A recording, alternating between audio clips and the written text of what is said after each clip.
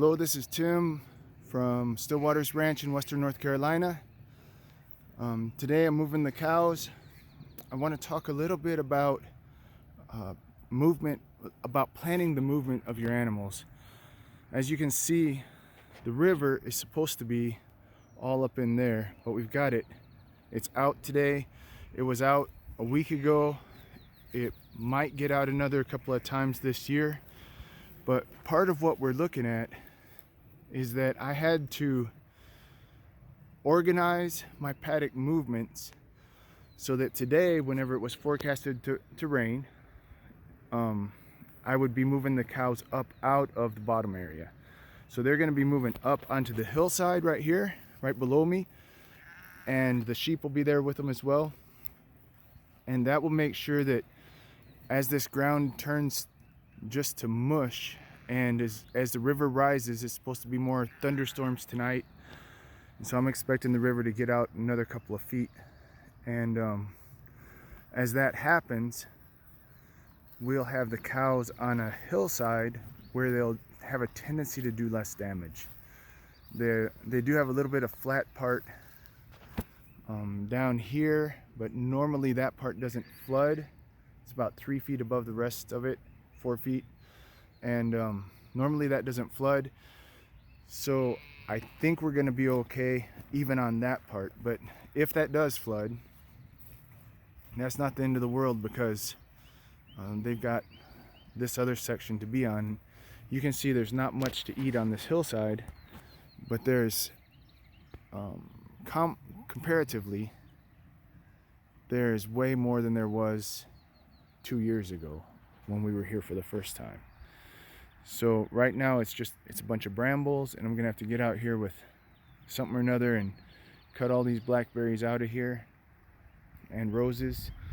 The roses are nasty. I really dislike the roses, but the honeybees like the rose flowers, the roses themselves, for pollen. And I don't know if they get a little bit of nectar out of there or not. But they tend to bloom when there's not much else blooming, and in that case the bees will be all over those roses. Well, I got to finish getting these up. I'm gonna have to go ahead and pull this. I don't know if you can see, but I have a wire that's running right here along the bottom, and I got to pull that up, which means right now another little thing that's happening is that we have 2 Maremma sheep dogs, livestock guardian dogs, and they are normally with the sheep.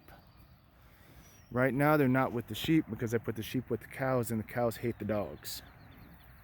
So the cows will chase the dogs, get after them. It'll be a whole herd of cows behind a couple of dogs, and they tend to isolate one dog and run it off, and then they'll isolate the other one, and the dogs eventually they'll get them in a corner and they'll push the dogs through the electric fence. So I'm running the dogs one paddock behind the sheep and the cattle, just so the cattle have to deal with the fact that the dogs are there, and they'll hopefully get used to it. And well, they're gonna have to get used to it with time, because I'm not gonna be running so many paddocks forever. But as the cattle get used to it, then we'll move the sheep dogs in, the dogs in with the sheep and the cattle. And that should actually be taking place in a couple of weeks when the spring flush hits, and the grass will, spring flush is when the grass springs up. Like, it will look like that overnight you've gotten 3 or 4 inches of growth out of the grass. Well, once that happens, then we're going to start moving the livestock a lot faster, because you want to kind of keep that grass,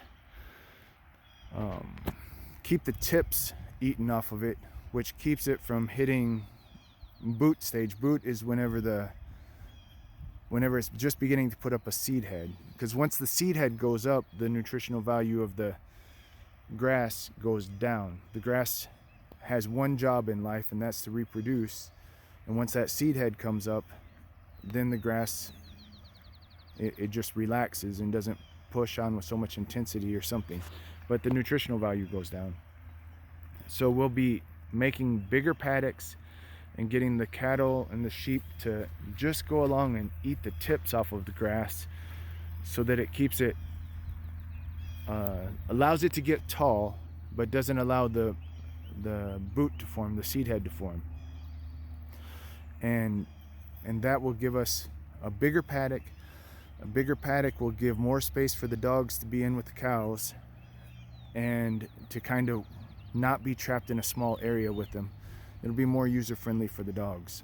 So that's what we're looking at in the next little bit. It's this is the springtime stuff. I think today's April 1st, but this springtime stuff is a little bit, you gotta pay attention to the weather forecast. You gotta pay attention to what's normal in your area.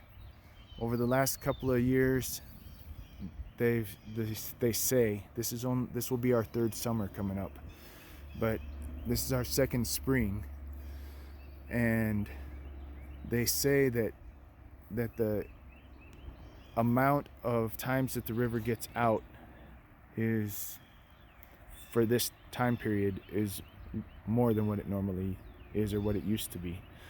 So I don't know if that's a stage, a cycle. I don't know if it's the new normal. I don't know what it is, but it's what we deal with now, and it's the only thing that I've known on this land. So don't know if you can see, but the sheep are all shaggy, and that's them shedding off their winter coat. We're gonna have a little bit of cold weather coming up. Tonight's supposed to be in the 20s, and tomorrow night and the night after, I think we've got 3 nights in the 20s coming up, and then it's gonna pop back up into the 50s if the forecast is right. And so the sheep do not have their winter coats, but the sheep will be fine. They do really well. They're well, for dumb animals, they're smart. They have a tendency to find a spot where they can lay, like they'll lay in a pile of hay, and there'll be 4 or 5 of them that'll all lay there together, and they share heat, and they find a warm spot and get it all fixed up, and so they'll be just fine. The cattle are shedding off too, and they'll be just fine. But that's where we are. That's what we're up against. Life is good. Y'all have a good one.